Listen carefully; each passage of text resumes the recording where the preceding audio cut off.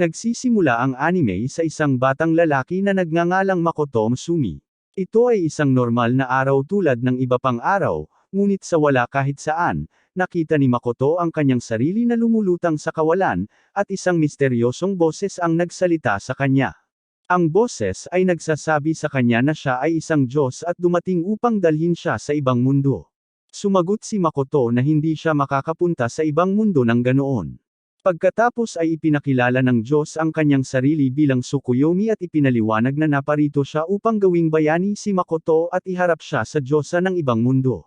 Tinanong ni Makoto ang Diyos kung bakit siya kasama niya, at nagulat ang Diyos nang malaman niyang walang alam si Makoto tungkol sa kanyang sitwasyon. Ipinaliwanag ng Diyos na ang mga magulang ni Makoto ay mula sa ibang mundo, na ikinamangha ni Makoto, dahil lagi niyang iniisip kung bakit hindi niya nakilala ang ibang mga kamag-anak. Ipinahayag ng Diyos na ang mga magulang ni Makoto ay nakipagkasundo sa Diyosa ng ibang mundo, pagkatapos ay pumunta sa Japan at sumang-ayon na pagdating ng panahon, iaalok nila sa kanya ang pinakamahalagang bagay sa kanila. Napagtanto ni Makoto na kung hindi siya pupunta, isa sa kanyang dalawang kapatid na babae ang kukunin sa halip. Pumayag si Makoto na pumunta sa kabilang mundo ngunit may kondisyon. Ang Diyos ay humarang at sinabi sa kanya na aalisin niya ang lahat ng mga pang-adultong magazine na mayroon siya sa kanyang silid. Nagpapasalamat si Makoto sa Diyos para doon. Pagkatapos ay tinanong ng Diyos kung nais ni Makoto na magpadala ng liham sa kanyang pamilya, at sumang-ayon si Makoto. Binibigyan siya ng Diyos ng kaunting kapangyarihan para bumalik pansamantala sa kanyang mundo para magpaalam sa kanyang mga kapatid bago umalis. Gayunpaman, inaangkin ng Diyosa ng kabilang mundo si Makoto, at nagsimula siyang mawala. Dumating si Makoto sa kabilang mundo at sinalubong siya ng Diyosa, na tinutuya siya sa pagiging pangit at sinabihan siyang umalis. Nagprotesta si Makoto, na nagpapaliwanag na nandoon siya dahil pinatawag siya nito. Ipinahayag ng Diyosa ang kanyang pagkasuklam sa kanya ngunit binigyan siya ng kakayahang magsalita, magsulat, at magbasa ng anumang wika maliban sa tao. Pinaalis niya siya, at nahulog si Makoto mula sa langit. Nagtataka ang Diyosa kung mamamatay ba siya mula sa pagkahulog, ngunit lumitaw si Tsukuyomi at iniligtas siya. Inamin ni Tsukuyomi na hindi niya inaasahan na ganoon kahirap ang pakikitungo ng Diyosa kay Makoto. Ipinaliwanag niya na sa nakaraang mundo ni Makoto, wala siyang proteksyon ng mga Diyos at na sa bagong mundong ito, maaari siyang maging napakalakas. Ang anyo ni Tsukuyomi ay kumikislap, at binanggit niya na ang pakikipag-usap kay Makoto ay naubos ang malaking bahagi ng kanyang kapangyarihan, kaya't siya ay matutulog ng mga 4 na siglo. Inihayag ni Tsukuyomi na tinanggihan ng Diyosa si Makoto bilang isang bayani, ngunit bago mawala, umaasa siyang maaari silang magkita muli balang araw. Bumagsak si Makoto sa lupa at gumugol ng 3 araw na pag-alagala ng walang pagkain o tubig. Narinig niya ang boses ng isang batang babae na humihingi ng tulong at nagmamadaling lumapit dito. Nakakita siya ng bik na nakadamit at isang asong may 2 ulo. Aksidenteng napatay ni Makoto ang asong may 2 ulo habang sinusubukang iligtas ang bik. Tiniyak niya sa bik na mabuti ang ibig niyang sabihin, at pumayag naman ito. Tinanong ni Makoto kung alam niya kung saan siya makakahanap ng mas maraming tao, at ipinaliwanag ng bik na walang mga nayon ng tao kundi isang kalapit na nayon ng bik. Binanggit niya ang pagtungo sa Divine Divide Mountain upang ialay ang kanyang sarili bilang isang sakripisyo kay Shen, dahil ang kanyang nayon ay natatakpan ng ambon na maaari lamang alisin sa pamamagitan ng isang sakripisyo. Nakahanap ng pagkain si Makoto, at dinadala siya ng bik, na ang ilan ay lumulutang. Tinanong ni Makoto kung bakit lumulutang ang pagkain, at ipinaliwanag ng bik na gumagamit siya ng mahika para gawin ito. Inamin ni Makoto na hindi siya maaaring gumamit ng mahika at hiniling sa kanya na turuan siya. Pumayag naman ang bik at tinuruan siya. Matagumpay na gumamit si Makoto ng mahika upang lumikha ng apoy sa kanyang kamay. Pinayuhan siya ng bik na isipin ang isang bowl ang apoy at ihagis ito sa isang pantirya. Si Makoto ay tumutok at matagumpay na nawasak ang bahagi ng isang bundok. Ang bik ay namangha sa bilis na natutong gumamit ng mahika si Makoto. At tinatanong niya kung anong level na siya. Tinanong ni Makoto kung ano ang mga antas, at tinutulungan siya ng bik na maunawaan kung ano ang mga antas. Nagulat ang bik, level 1 na si Makoto. Nang maglaon, hinanap ng bik si Makoto at nakakita ng sulat na sinulat niya. Pinasalamatan siya ni Makoto sa pagtuturo sa kanya ng magic at binanggit niya na makikita niya kung ano ang magagawa niya sa karakter na ito ni Shen. Sinabi niya sa kanya na natutunan niya ang ilang mga spells at lumikha ng isang fireball gamit ang kanyang magic. Sinusubukan niya ito sa pamamagitan ng pagpuntirya sa isang bagay sa malayo, na aksidenteng nagdulot ng pagsabog. Lumapit siya sa pinangyarihan at nakita ang iba na nakahandusay sa lupa dahil sa kanyang pagsabog. Ang isa sa kanila ay nagtanong kung nakikipagtulungan siya sa mga orc at sinabi sa kanya na lumampas siya sa pamamagitan ng pagsira sa bahay ni Shen, nagbabala na magagalit si Shen. Lumitaw ang isang pulang ambon, at isang dragon ang umatake kay Makoto. Patuloy na umaatake ang dragon, ngunit nagawang iwasan ni Makoto ang mga welga nito. Ginagamit ni Makoto ang kanyang mahika sa apoy para atakihin ang dragon. Sinasabi ng dragon na walang ginagawa ang mga pag-atake, ngunit sa gulat nito, talagang nasaktan nila ito. Sinuntok ni Makoto ang dragon, at nagtataka ang dragon kung sino si Makoto. Ibinalot ng dragon si Makoto sa isang cube at inilubog siya sa isang ilusyon. Sa ilusyon, kasama ni Makoto ang isang batang babae na nagtapat ng pagmamahal sa kanya. Napagtanto ni Makoto na isa itong ilusyon at kumawala. Ginagamit niya ang kanyang mahika upang basagin ang kubo at ang dragon, na pinangalanang Shen, ay nagsabi sa kanya na huminahon, na nagpapaliwanag na ang ilusyon ay kumakatawan sa kanyang pagnanasa. Nakaramdam ng pagkadismaya si Makoto, na pagtanto na ito ay kanyang sariling pagnanasa. Tinanong ni Shen si Makoto kung gusto niyang gumawa ng kasunduan, dahil pareho silang makikinabang. Sumang-ayon si Makoto sa kasunduan, at nagsimula ang ritual. Napansin ni Shen ang lakas ni Makoto sa panahon ng ritual. Matapos mapagtanto ang kapangyarihan ni Makoto, si Shen ay nagbagong anyo sa isang babae at sinabi sa kanya na umaasa siyang makatrabaho siya sa tabi niya. Medyo nadismaya si Makoto na naging babae ang dragon dahil gusto niyang sumakay sa likod ng dragon.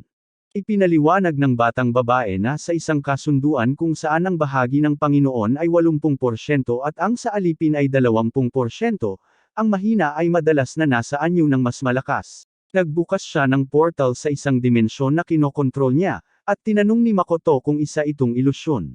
Tiniyak sa kanya ng batang babae na hindi ito, at pumasok sila sa portal. Tinanong ni Makoto kung nasaan sila, at hindi alam ng batang babae. Ipinaliwanag na dati ay madilim at walang laman, at ang pagbabagong ito ay hindi karaniwan. Nakikita ni Makoto ang mga persimmon sa mga puno, at tinanong ng batang babae kung ano ang mga ito. Ipinaliwanag ni Makoto na mayroon sila sa kanyang mundo, at sinubukan niya ang isa at gusto niya ito. Sinimulan ni Makoto na kilalanin ang kanyang paligid at tinanong kung siya ang nasa likod ng mga sakripisyo. Tinanong ng batang babae kung anong mga sakripisyo ang sinasabi niya, at iminumungkahi ni Makoto na dapat silang bumalik sa mga orc upang i-clear ang hindi pagkakaunawaan.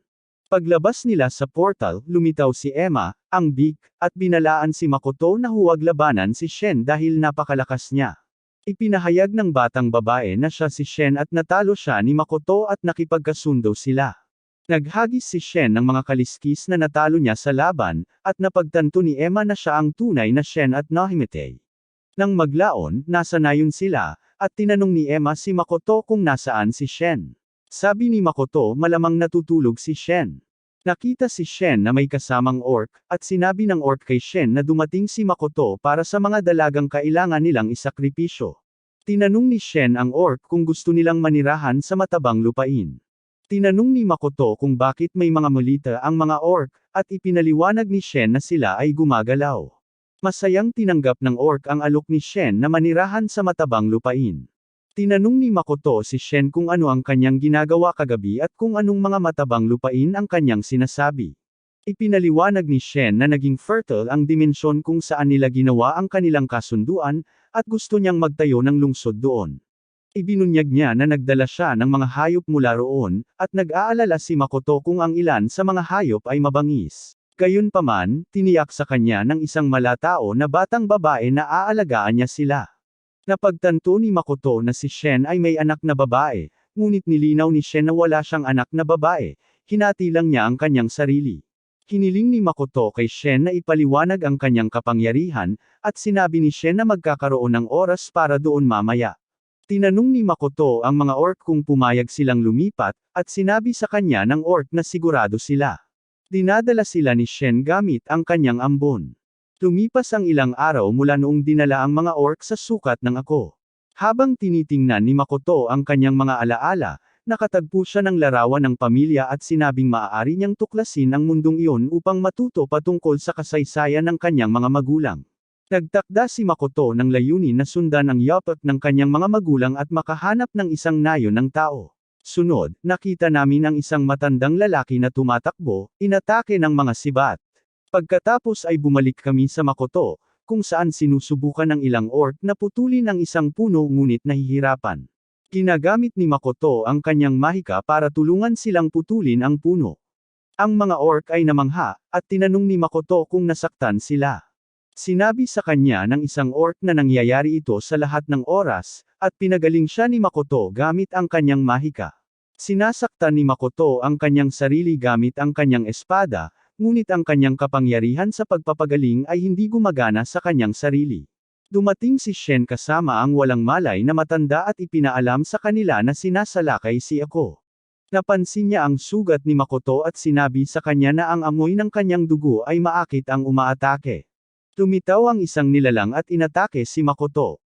Inihayag ni Shen na nakipag-away siya noon sa gagamba, at nang masugatan niya ito, umalis ito ng mag-isa.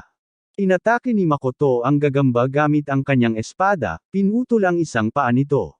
Pinagsama niya ang mahika ng apoy sa kanyang espada, dahilan upang mawala ang gagamba at muling lumitaw sa itaas niya, ngunit nagawa niyang iwasan ang pag-atake nito.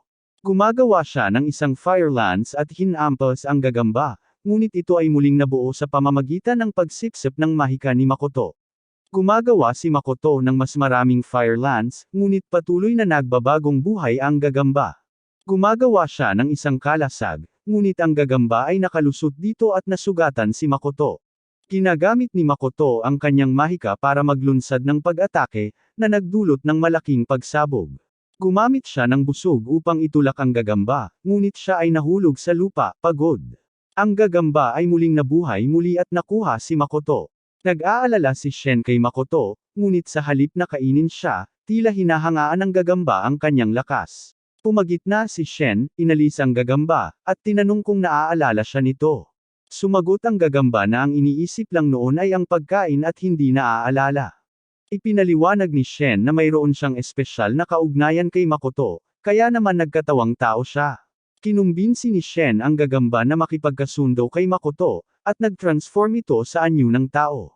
Nagising si Makoto at nakitang gumaling na ang kanyang mga sugat. Nakikita niya ang isang babae at nakaramdam siya ng pagkabalisa. Tinanong ni Makoto ang babae kung sino siya, at inihayag niya na nagkatawang tao siya pagkatapos ng kasunduan. Siya ang Black Spider. Binanggit ni Makoto na ang magkabilang panig ay dapat magkasundo sa isang kasunduan, at tumugon siya na palagi siyang maglilingkod sa kanya. Napagtanto ni Makoto na gumawa siya ng isang kasunduan ng hindi sinasadya, at idinagdag ni Shen na ito ay mas mahusay kaysa sa sundan ng isang higanteng gagamba.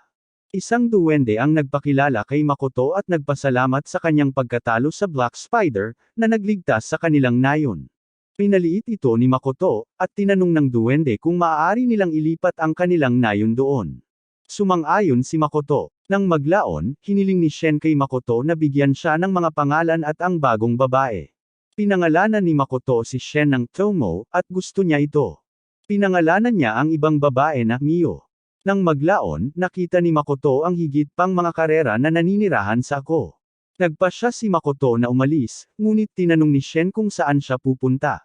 Sinabi ni Makoto na kailangan niyang makita ang mga tao at gustong pumunta sa isang nayon ng tao. Habang papalapit siya sa isang nayon, nakita niya ang isang babae. Sinusubukan niyang batiin siya, ngunit natakot siya at tumakbo palayo. Habang papalapit siya sa nayon, itinutok nila ang kanilang mga armas sa kanya, na pagkakamalang halimaw siya. Pinaputukan nila siya ng mga palaso, at tumakas si Makoto, bumalik sa ako, na nalulungkot. Lumipas ang isang linggo, at gustong matutunan ni Makoto ang wika ng tao para makipag-usap sa nayon ng tao. Binigyan siya ng duwende ng singsing na naglalaman ng kanyang mana para hindi matakot sa iba. Sa tulong ni Shen at Mio, nagawang makalusot ni Makoto sa nayon ng tao. Nag-check-in silang tatlo sa isang hotel.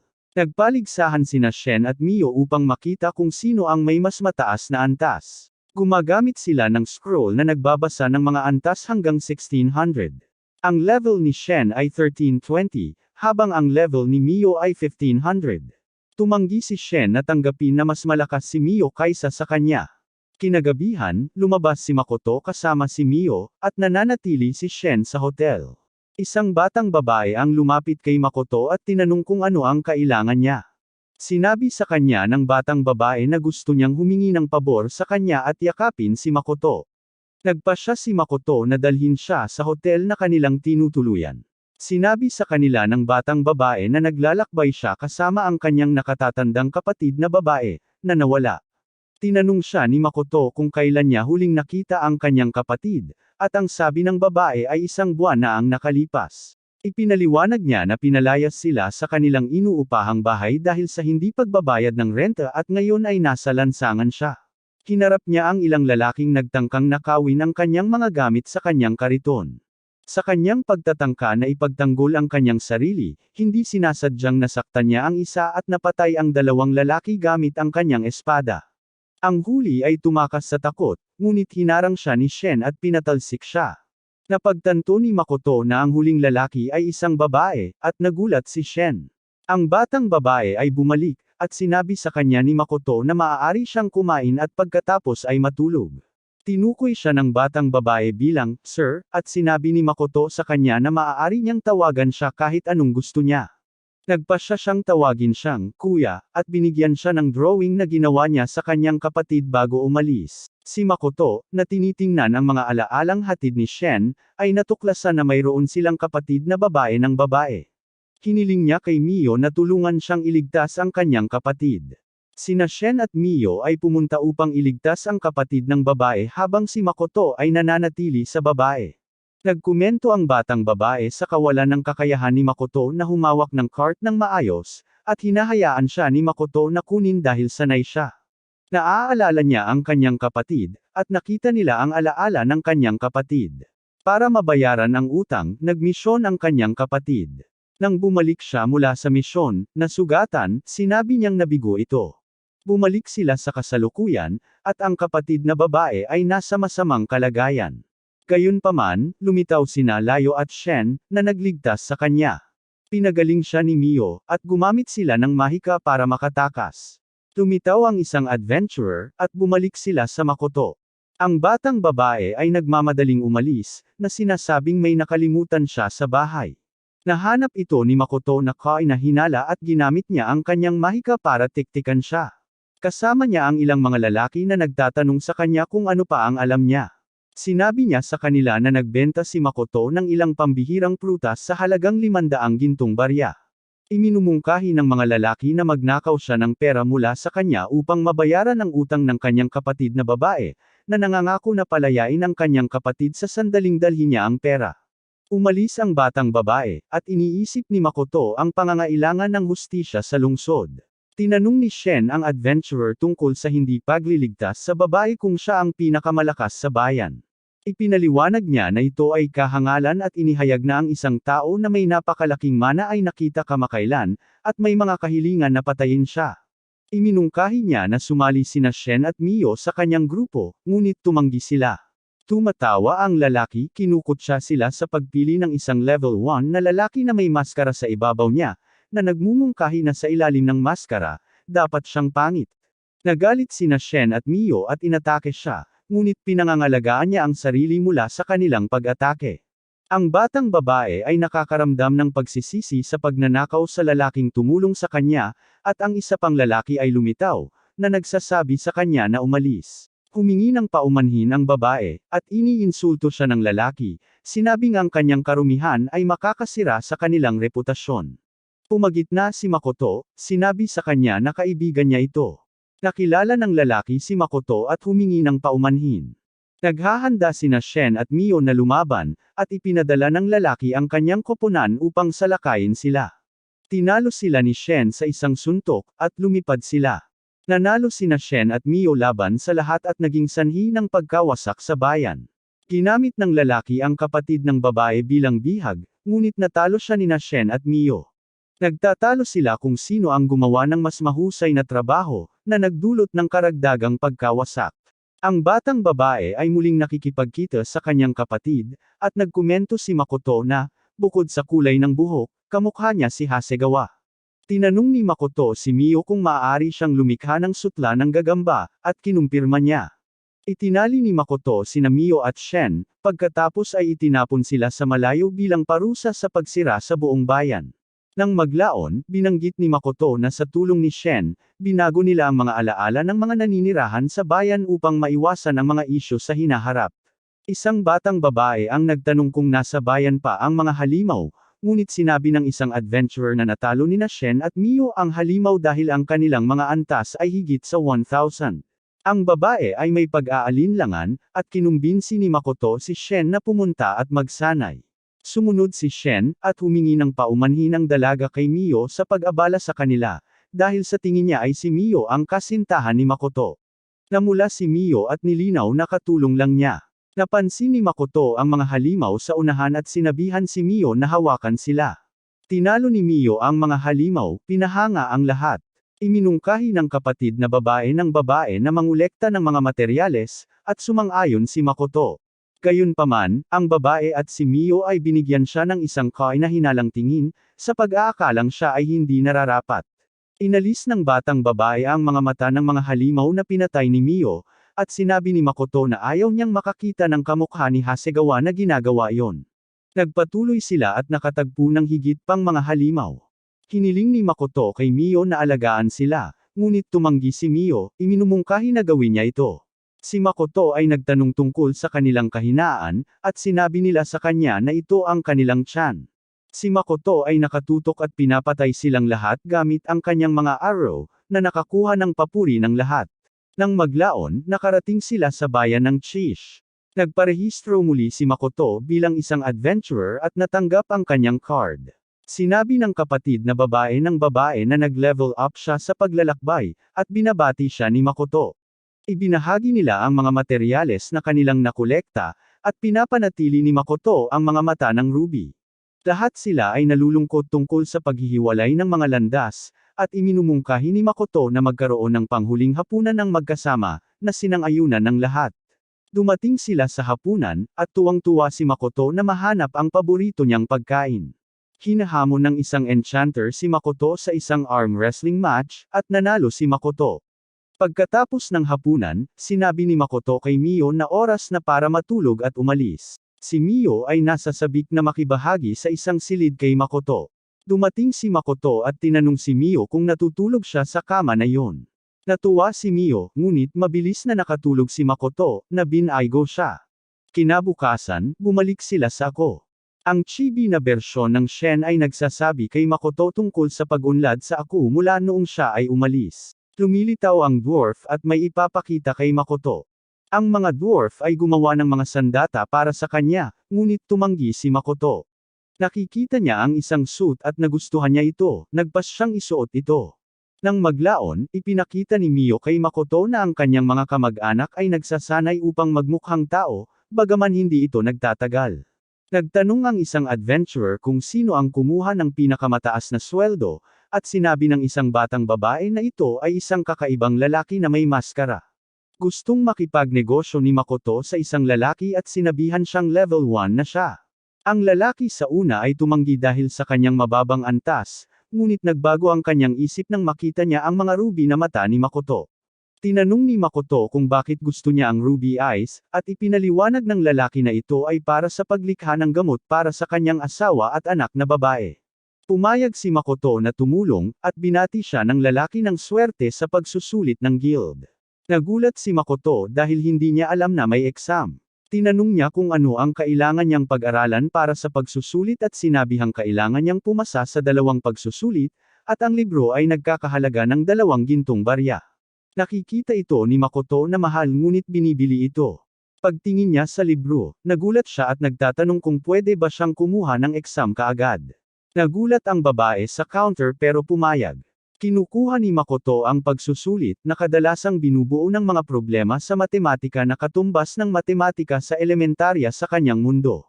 Nagkomento ang guro na medyo mahirap ang pagsusulit, ngunit mabilis na nakatapos si Makoto at perpektong nakapuntos. Sinabi ng guro na ito ang unang pagkakataon na may nakapasa na may perpektong marka ng napakabilis. Pagkatapos ay hiniling ng guro kay Makoto na gumuhit ng isang globo mula sa isang kahon, at anuman ang kanyang pipiliin ang kailangan niyang makuha upang makapasa sa pagsusulit. Isang nakasakay na kristal, formal abyss labyrinth, aluman attacks, at umaalulong na pangil, sinabi sa kanya ng propesor na makuha iyon o isang bagay na may katulad na halaga. Gayunpaman, imposibleng makuha niya ito dahil kailangan niyang maging level 50 man lang. Naalala ni Makoto na mayroon siyang mga materyales na ibinigay sa kanya ng kanyang pangkat ng adventurer at ibinigay ito sa propesor, na pumayag. Ipinaalam sa kanya ng propesor na siya ang unang pumasa na may perpektong at mabilis na marka. Matapos makumplito ang pagsusulit, si Makoto ay nakaramdam ng matinding gutom at iniisip kung nasaan si Shen. Si Shen ay nagsasanay at pumatay ng mga halimaw. Ibinahagi ni Shen ang kanyang pagkain sa mga residente ng ako nang nilapitan siya ng isang orc at ipinaalam sa kanya na pumasok si Mio sa memory vault ni Makoto. Nagmamadaling umalis si Shen para hanapin si Mio. Ang isa pang orc ay nagtanong kung ano ang nangyari kay Mio, at ang isa pang orc ay nagsabi na hindi niya alam, sinabi lang niya sa kanya ang gustong sabihin ni Emma kay Shen. Pagdating ni Shen, nakita niya si Mio na nagsasali ng mga alaala ni Makoto. Abala si Shen, at binanggit ni Emma na lihim siyang bumalik sa ako at lihim na kumakain ng alimango. Wala siyang sasabihin kay Makoto kung magsisimula siyang magtrabaho. Sinabihan ni Mio si Shen na magsimulang magtrabaho, ngunit tumanggi si Shen. Sinabi ni Mio na huwag siyang sisihin kung papagalitan siya ni Makoto mamaya. Kasama ni Chibi Shen ang mga orc na nangongolekta ng prutas. Nang umalis sila, sinubukan niyang magnakaw ng prutas, ngunit lumitaw si Makoto, at natakot siya. Pinapanatag siya ni Makoto at hinayaan siyang kumain ng kaunti. Pinasalamatan siya ni Makoto sa pagkolekta ng mga prutas. Sinabi sa kanya ni Chibi Shen na mas kaunting mga prutas ang lumalaki kamakailan dahil sa pagbabago ng klima. Tinawag ni Shen si Makoto ng telepatiko at sumisigaw na lumapit siya. Dumating si Makoto at nakita niyang nag-aaway sina Shen at Mio. Hindi niya maintindihan, at isang kamag-anak ni Mio ang nagpapaliwanag kung ano ang nangyayari. Pinatahimik sila ni Makoto at sinabihan si Mio na ibalik ang alaala ni Shen. Tinanong niya si Shen kung bakit hindi siya nakipag-ugnayan sa kanya nang bumalik siya sa ako. Ipinaliwanag ni Mio na abala si Shen sa pagkain ng alimango at panunood ng mga serye. Tinanong ni Makoto si Shen kung bakit sila nag-away, at sinabi ni Shen na tinatrato siya ni Mio na parang recording device. Sinabi ni Mio na hindi niya gusto ang mga crappy series na iyon at gustong makakita ng dalawang partikular na alaala. Pinapanood sila ni Makoto at napagtanto na mga alaala sila ng isang anime na pinapanood sa kanya ng kanyang ama at isang serye na pinilit siyang panoorin ng isang kaibigan. Pinayagan ni Makoto si Mio na makita ang dalawang alaalang iyon. Maya-maya, bumalik si Makoto sa Chish dahil kailangan niyang gumising ng maaga. Kasama niya sina Mio at Shen, at iminungkahi niyang bigyan siya ng isa sa dalawang kama sa silid. Sinubukan ni Shen at Mio na hikayatin siyang matulog sa kanila, ngunit nagalit si Makoto at sinabing matutulog siya sa sopa. Nakatanggap si Makoto ng mensahe mula sa alchemist na nagsasabing tutulungan niya ang lalaki na gumawa ng gamot. Natutuwa si Makoto na maayos na ang takbo at napansin niyang natutulog na sina Mio at Shen. Kinabukasan, binati siya ng alchemist, at sinabi sa kanya ni Makoto na kailangan nilang makilala ang kliyente. Hindi naniniwala ang isang adventurer na nakapasa si Makoto sa pagsusulit at sinabihan ng isa pang lalaki na magdala ng maraming adventurer hanggat maaari dahil hindi niya hahayaang makawala si Makoto dito. Hinihintay ni Makoto at ng alchemist ang kliyente. Dumating ang lalaki, humingi ng paumanhin sa kanilang paghihintay, at hiniling sa kanila na sundan siya. Ginagamit ng alchemist ang kanyang magic upang lumikha ng ambrosia, at tinulungan siya ni Makoto na matapos ng mas mabilis. Natapos nila ang paggawa ng dosis, at dinala ito ng isang mayordomo sa lalaki. Natapos na ang alchemist na gumawa ng higit pa, ngunit ginulat siya ng mayordomo, na naging dahilan upang ibagsak niya ang iba pang mga dosis. Nagmamadali si Makoto upang iligtas sila mula sa pagsira at nagtagumpay. Ipinaalam sa kanila ng mayordomo na ang lalaki ay nasugatan.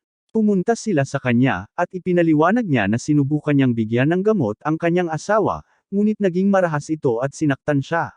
Sinabi ng alchemist na hindi ito isang pag-atake, ito ay isang mekanismo ng pagtatanggol ng sumpa upang maiwasan ang pag-inom ng gamot. Sinabi ni Makoto sa lalaki na dalhin siya sa kanyang asawa, at hahawakan niya ito habang nagbibigay sila ng gamot. Inutusan din niya ang alchemist na gumawa ng isa pang dosis kasama ang mga natitirang sangkap. Ang lalaki ay may pag-aalinlangan, binanggit na ang antas isa ni Makoto ay maaaring hindi sapat, ngunit tiniyak sa kanya ng alchemist na magagawa niya ito. Dinala sila ng lalaki sa isang silid kung nasaan ang kanyang asawa. Inaakit siya ni Makoto, at inatake niya siya. Nagawa niyang pigilan siya at inutusan ang lalaki na bigyan siya ng gamot. Bagaman kinagat niya ang kamay ng kanyang asawa, nagtagumpay ito sa pagbibigay sa kanya ng gamot, at bumalik ito sa normal. Iminumungkahi ni Makoto na makita ang kanilang mga anak na babae sa susunod. Pumasok si Makoto sa silid ng anak na babae at iniinom ang gamot, at pinagaling din siya. Dumating ang alchemist na may dalang ibang gamot ngunit natitasad at nalaglag ito. Nagmamadali si Makoto upang iligtas ito, at tumuloy sila sa huling silid. Binalaan ng batang babae sa loob si Makoto na tumakas ngunit inatake siya. Nagawa niyang supalan siya at ibigay ang gamot, na nagpapagaling din sa kanya. Nagpapasalamat ang lalaki kay Makoto sa pagtulong sa pagpapagaling sa kanyang asawa at mga anak na babae. Sa labas, lumitaw sina Shen at Mio, ngunit inatake sila ng isang adventurer. Lumitaw sina Shen at Mio nang hindi nasaktan. Sinabi ni Mio na kumpara sa kanyang amo, ang pag-atake ay hindi hihigit sa isang simoy.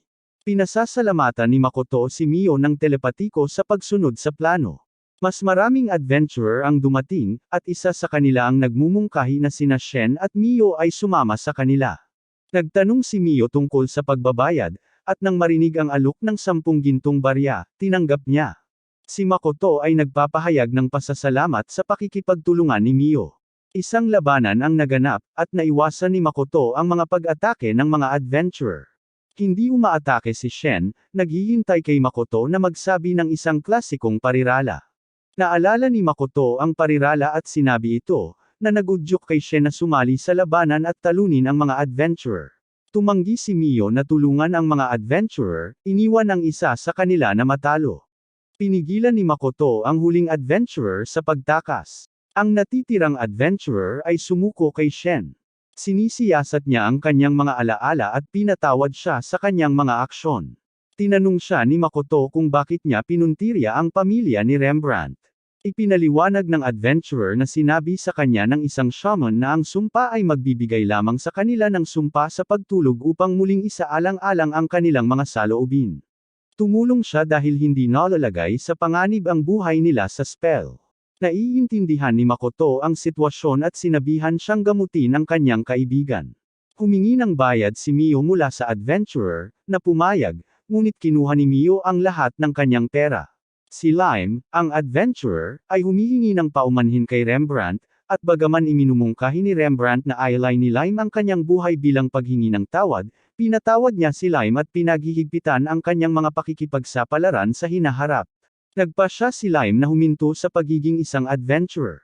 Nang maglaon, umupo si Lime sa ilalim ng isang puno, at lumitaw si Shen, nagtatanong kung ano ang plano niyang gawin pagkatapos huminto. Hindi sigurado si Lime at nagtanong kung sino sila at kung sino ang weird guy. Ipinagtanggol ni Shen si Makoto at binigyan ng regalo si Lime isang katana kasama ang isang alok na trabaho. Nagulat si Lime sa malaking bayad at tinanggap niya ang alok na magtrabaho para kay Shen. Ipinaalam ni Emma kay Makoto na mayroong isyu na nauugnay sa kanila na wala ng tiwala ang mga sundalo sa kanilang pagsasanay dahil hindi nila matalo sina Shen at Mio. Ipinahayag ni Makoto ang kanyang pagnanais na makita kung ano ang takbo ng lahat. Iminungkahi ni Emma na maaaring break na ang mga orc, at tinanong ni Makoto si Mio kung gusto niya itong samahan, na sumang-ayon siya. Narinig ni Makoto ang mga orc na nag-uusap na ayaw magsanay sa kanya, dahil alam nilang ipapadala sila sa paglipad. Napagtanto ni Makoto na ang sitwasyon ay mas seryoso kaysa sa naisip niya. Dumating si Shen at binanggit na pareho ang damdamin ng mga butiki.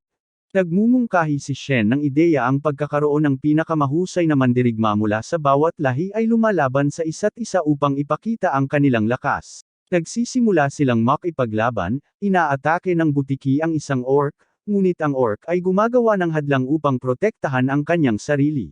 Sinubukan ng butiki na umatake muli, ngunit sinira ng orc ang plataporma sa kanyang pag-atake. Sinubukan ni Makoto na pigilan ang kanyang pananabik ngunit nagpapanatili ng neutral na ekspresyon. Gumagamit ang butiki ng pag-atake ng hangin, na nasugatan ang orc. Sinusubukan nito ang isa pang pag-atake, ngunit hinawakan ng orc ang buntot nito, itinapon ito sa lupa, at nanalo sa laban. Sinabi ni Shen na sigurado siyang lumaban sila hanggang kamatayan, ngunit pareho silang hindi maganda ang performance, na ikinadismaya niya. Hinihimok niya ang lahat ng lahi na tulungan ang bawat isa upang maging mas malakas. Sumasang-ayon si Makoto kay Shen, na binibigyang diin ang pangangailangan para sa pagtutulungan ng magkakasama. Nang maglaon, muling nagparehistro sina Shen at Mio sa guild, inihambing ang kanilang mga antas ng kapangyarihan. Ang Mio ay May 1500, at si Shen ay May 1340. Humihiling ang guild ng pabor kay Tomoko para sa kanila. Ipinaliwanag nila na ang kanilang pinakamahusay na adventurer ay nagretiro, at ang iba ay malubhang nasugatan, na iniwan silang maikli. Tinanong nila si Makoto kung maaari niyang sanayin ang isang tao upang maging isang adventurer. Sumang-ayon si Makoto, binanggit na may kilala siyang ilang adventurer na lampas sa level 100. Pinangangasiwaan ni Shen ang pagsasanay sa kanila ng husto.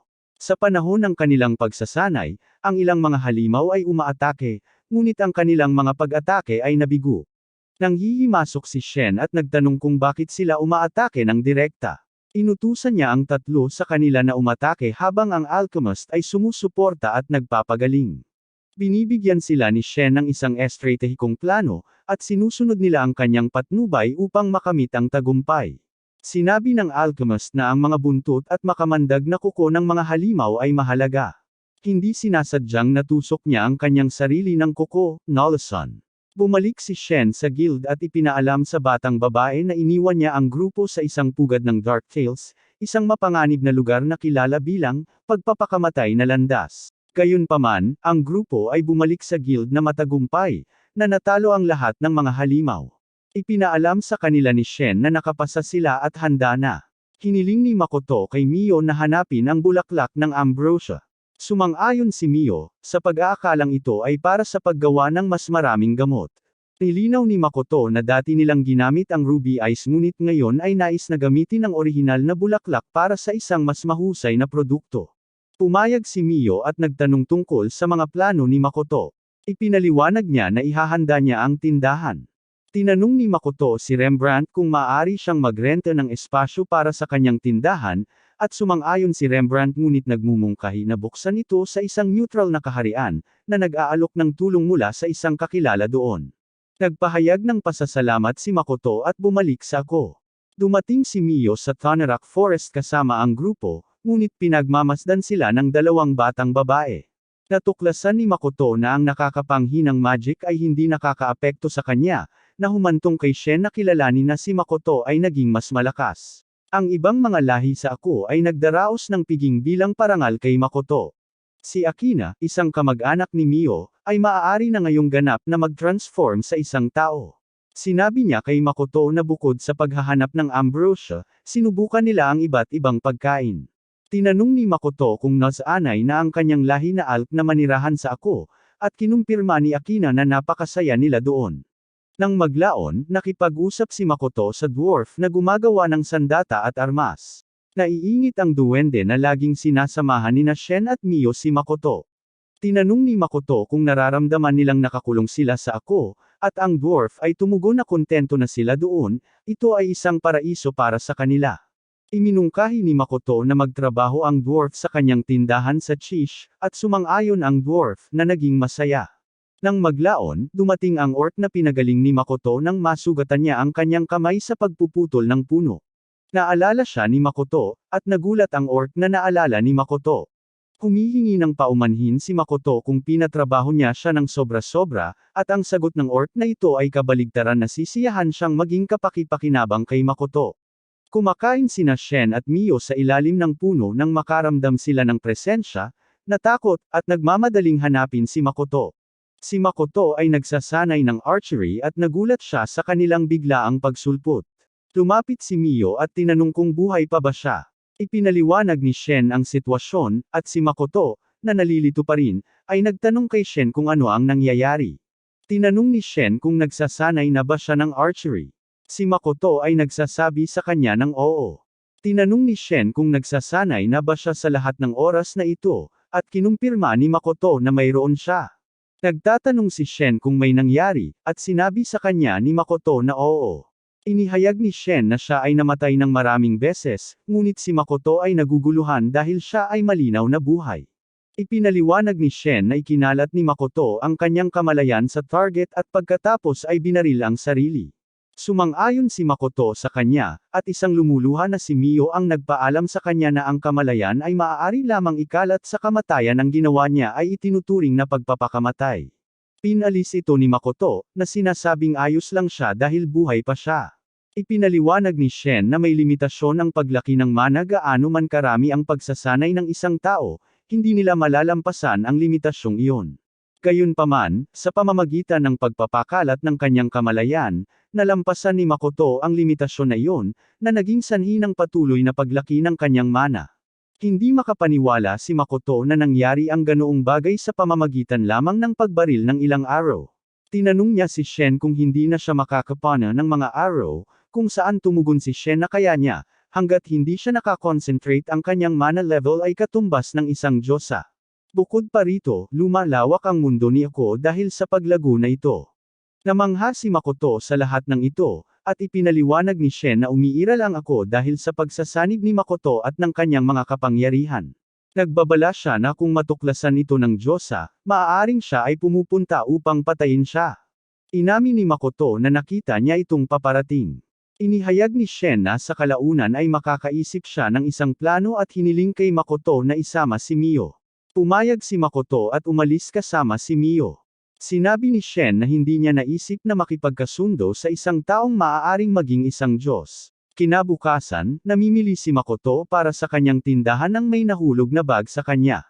Lumitaw ang isang ang babae, at tinulungan siya ni Makoto na kunin ang kanyang mga gamit. Dumating ang isa pang babae, pinuri si Makoto sa kanyang kabaitan. Napagtanto niyang nasa red light district siya at binanggit ng babae ang kawalan niya ng mga customer at pagkabagot. Nag-aalok siya sa kanya ng isang espesyal na serbisyo, ngunit namagitan sina Shen at Mio, pinaalis si Makoto. Inihagis nila siya sa isang kama, at tinanong ni Makoto kung ano ang nangyayari. Nanatiling tahimik sina Shen at Mio, at tinangka ni Makoto na tumakas ngunit hindi magawa. Tinanong niya kung ito ay isang biro, at ipinaliwanag ni Shen na sinubukan nilang akitin siya ng mabuti, ngunit hindi ito gumana. Gayunpaman, nang makita siyang kasama ng babae, napagtanto nilang hindi niya ito nagustuhan. Iginiit ni Makoto na nakatagpo niya siya ng nagkataon, ngunit nagdududa si Shen sa kanya, at nagmumungkahi si Mio kung hindi siya nasisiyahan sa kanila. Nilinaw ni Makoto na nakikita niya sila bilang pamilya, hindi sa isang romantikong paraan, ngunit nagpupumilit na ipahayag ito ng hindi mukhang cheesy, na nais aayos na tawagin silang maingay. Sa galit, pinunit nila ang mga damit ni Makoto at nagsimulang maghubad ng kanilang sarili. Itinali ni Mio ang kanyang mga kamay gamit ang sutla ng gagamba, at si Makoto, sa takot, ay ginamit ang kanyang kapangyarihan upang makatakas. Nagtataka si Shen kung masyado silang napunta. Nakita ni Emma si Makoto, napansin ang kanyang punit na kamiseta, at nagmumungkahi na subukan niya ang bagong baluti na natapos ng dwarf. Tumungo si Makoto sa dwarf, isinuot ang baluti, at sumama sa kanya si Mio. Humingi siya ng paumanhin para sa nakaraang gabi, at pinatawad siya ni Makoto ngunit hiniling sa kanya na huwag na itong ulitin. Naiintindihan ni Mio, at lumitaw ang isang awkward na sitwasyon. Iminumungkahi ni Makoto na makipag-ayos sila sa lahi na nagbabantay sa pilak ng ambrosia. Sabik na sumang-ayon si Mio, at nagtungo sila sa kagubatan.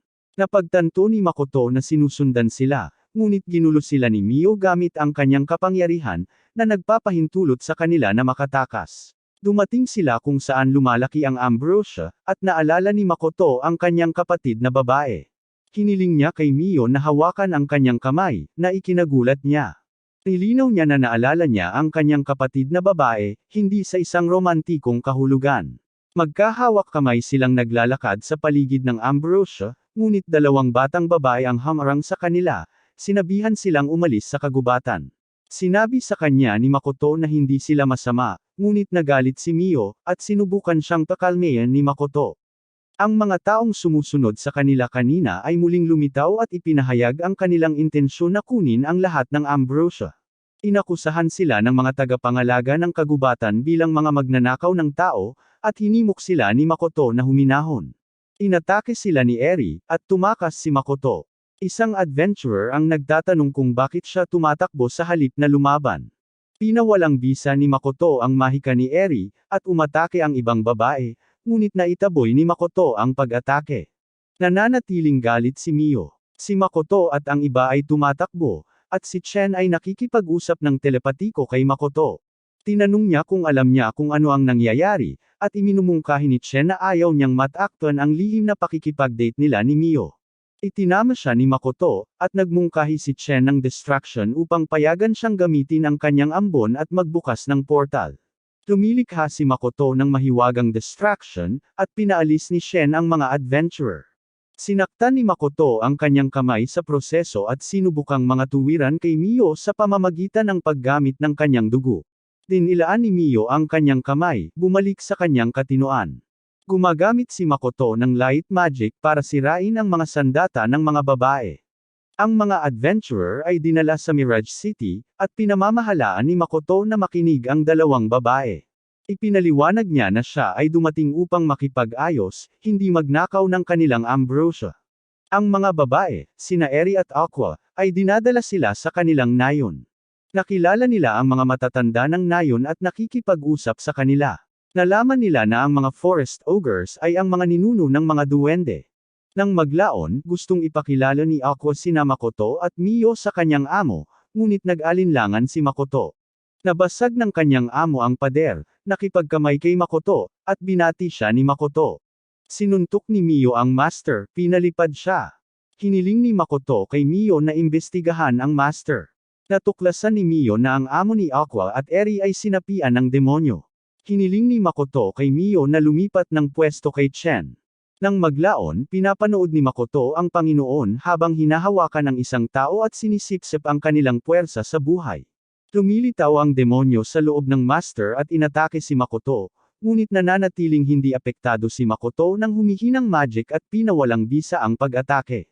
Nakiusap si Makoto sa demonyo na huwag siyang patayin at tiniyak na hindi rin niya ito papatayin. Dumating si Chen, at hiniling ni Makoto sa kanya na ay teleport ang demonyo palayo. Inihayag ng matatanda sa nayon na nilayon nilang patayin si Makoto. Ipinakita ni Shen ang sarili sa isang elder, ngunit hindi niya ito nakikilala hanggang sa makuha niya ang kanyang tunay na anyo bilang dragon na si Shen. Ang mga matatanda ay lumuhad sa kanyang harapan at iminumungkahi na dapat nilang gawin ang parehong para kay Makoto. Nang maglaon, tinanong ni Makoto ang demonyo. Ibinunyag ng demonyo na ginawa nito ang lahat para maging isang Grant, isang evolved na nilalang na higit sa mga tao sa lahat ng aspeto. Iminumungkahi ni Shen na makipagkasunduan si Makoto sa demonyo upang matuto ng mga bagong bagay. Sumang-ayon ang demonyo, at sinimulan nila ang kasunduan. Ang demonyo ay nag-transform sa isang mahabang buhok na batang lalaki. Iginiit ni Mio na tinuturuan nila siya kung paano tretuhin ang kanyang amo, ngunit naranasan ni Shen ang pananakit ng ulo, isang pagsabog ang narinig, at si Chen ay bumagsak sa lupa, duguan. Hiniling ni Makoto kay Mio na itigil ang pagdurugo at pagalingin si Chen. Hiniling din niya kay Leech na sumama sa kanya upang imbestigahan ang pagsabog. Tumakbo sina Makoto at Leech, ngunit napagod si Leech at nabanggit na hindi siya sanay na gumamit ng pisikal na katawan. Iminumungkahi niya ang paggamit ng kanyang healing magic. Sumang-ayon si Makoto, na sinasabi sa kanya na gawin ito kung nasaan sila. Ginagamit ni Leech ang kanyang healing magic, at patuloy na tumatakbo si Makoto. Nakita niya si Hokuto na tila patay na at si Emma ay umiiyak. Tiniyak sa kanya ni Leech na si Hokuto ay hindi patay at ang nakapagpapagaling na magic ni Makoto ay maaaring bumuhay sa kanya. Ginagamit ni Makoto ang kanyang mahikang ngunit na bigo, kaya gumamit siya ng isang nested na kai sa loob ng isa pang kai, at matagumpay na binuhay muli si Hokuto. Sinabi ni Leech kay Makoto na pagagalingan niya ang iba. Ibinigay ni Emma kay Makoto ang kwintas ng orc at itinuro siya sa direksyon kung nasaan ang mga tao. Dumating si Makoto sa pinagmulan ng pagsabog at nakita ang ilang portal na may mga adventurer sa kabilang panig. Nagsasara ang mga portal, ngunit umabot si Makoto sa isa at naranasan ang mga alaala ng isang babaeng adventurer. Dumating ang babae sa Chish, at lumitaw ang isang ambon kasama si Makoto. Siya ay natakot at pinagbantaan si Makoto gamit ang kanyang espada. Inihayag ni Makoto ang isang maikling espada na ibinigay sa kanya ng mga orc, katulad ng mayroon ang orc na namatay dahil sa kanya. Inaatake ng babae, ngunit pinutol ni Makoto ang kanyang mga kamay. Sinabihan siya ng babae na umalis, at pinatay siya ni Makoto.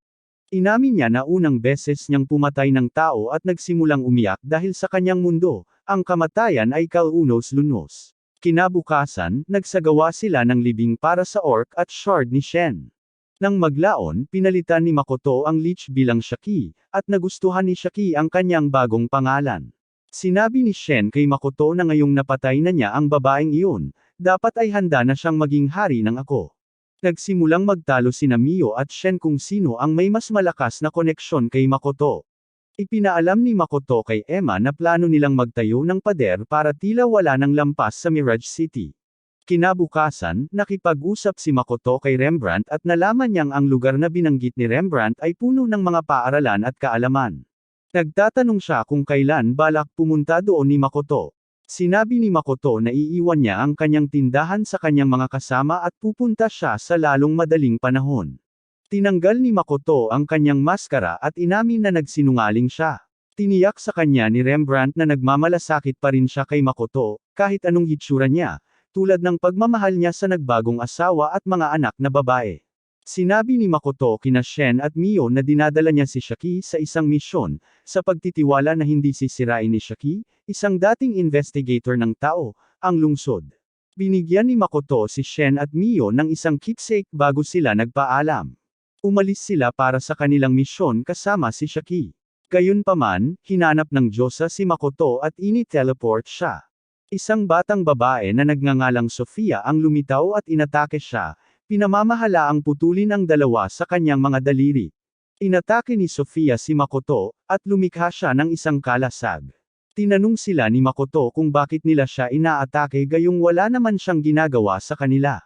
Sinabi sa kanya ni Sofia na wala sila sa panig ng mga tao kundi ng mga demonyo, na ginagawa silang mga kaaway. Inatake sila ni Makoto, ngunit pinangangalagaan ng bata ang kanyang sarili, at ginamit ni Sofia ang kanyang espada bilang isang kalasag. Sinubukan ni Makoto na tumakas, ngunit may pader ng mga espada, at halos matapakan niya ang isa. Muling lumitaw si Sofia at inatake si Makoto, ngunit nagawa niyang lumikha ng isang kalasag.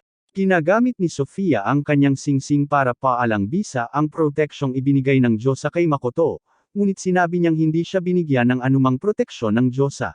Nagtanong ang bata kung paano ito naging posible dahil nahulog siya mula sa langit na naligo sa kanyang gintong liwanag. Sumagot si Makoto na nagtataka rin siya, ngunit wala siyang dahilan upang labanan ang mga ito. Ipinakilala ng batang lalaki ang kanyang sarili bilang Lancer at binalaan si Makoto na maghanda para mamatay. Tinanggal ni Makoto ang isang singsing at naglabas ng kaunting kapangyarihan. Gumagawa siya ng busog na apoy at ginamit ang palaso na ginawa ng mga duwende. Sinubukan ni Sofia na ilihis ang pag-atake ngunit nabigo, nabasag ang kalasag ni Lancer. Parehong nagulat sa kung gaano kalakas si Makoto. Hiniling ni Lancer kay Sofia na ibalik ang kapangyarihang ipinahiram sa kanya, at muling umatake si Makoto gamit ang magic ng tubig. Lumilikha si Lancer ng water shield, ngunit nagawa ni Makoto na mapasok ito. Natuwa si Makoto, ngunit inatake siya ni Sofia. Ginagamit ni Makoto ang kanyang espada upang basagin ang sandata ni Sofia, na nagulat sa lakas ng mga dwarven arms. Niyakap ni Sofia si Makoto, dinala siya sa langit, ibinaba siya, at ginamit ni Makoto ang kanyang kapangyarihan para sirain ang mga espadang bumabagsak mula sa langit. Inatake niya sila ng isang napakalaking arrow ng tubig, ngunit nakaligtas sina Sofia at Lancer. Binanggit ni Sofia na nasira ang kanyang damit at siya ay nakahubad, habang si Lancer ay nawala ng paa. Nangako siyang mahahanap muli si Makoto kung mabubuhay siya. Nagising si Makoto sa isang kama kasama sina Shen at Mio na natutulog sa tabi niya at napagtanto niyang nakatalikod ang kanyang mga daliri. Nang maglaon, ipinakilala siya ni Shen sa isang chibi na bersyon ng kanyang sarili. Ginamit niya ang core ng isa sa mga singsing ni Makoto, at ang kanyang kapangyarihan ay hindi katulad ng dati, at kulang siya sa mga alaala ng nakaraang bersyon. Binati siya ni Makoto at sinabing, Komoy, ang tatawagan niya dahil siya ay isang maliit na Shen. Ipinaliwanag ni Shen na siya ay ipinanganak kasama ang kanilang pinagsamang kapangyarihan at mahalagang anak nila. Tinawag siya ng maliit na Shen na, ama, na nagseselos kay Mio, at nagsimula silang magtalo. Nang maglaon, binisita ni Makoto ang kanyang tindahan sa Chish, at tila nag-e-enjoy ang mga tao sa tindahan. Iniisip ni Makoto ang tungkol sa kanyang mga magulang at kung paano niya gustong unti-unting matuklasan ang higit pa tungkol sa kanila. Inanyayahan siya ni Emma sa isang piging ng palm, at dumalo si Makoto. Sa tingin niya ay hindi naman masama ang mundo gaya ng inaakala niya, pero tinawag siya ni Chiki, sinasabing may mali. Nagsimulang mag-away sina Shen at Mio, at napagpasyahan ni Makoto na ang hinaharap ay tila hindi kasing promising gaya ng una niyang naisip. At doon nagtatapos ang unang season ng anime na ito. Kung nasiyahan ka sa aking video ay pindutin ang like at mag-subscribe sa aking channel. Paklik na rin ang notification bell para maging updated sa mga latest uploads ko.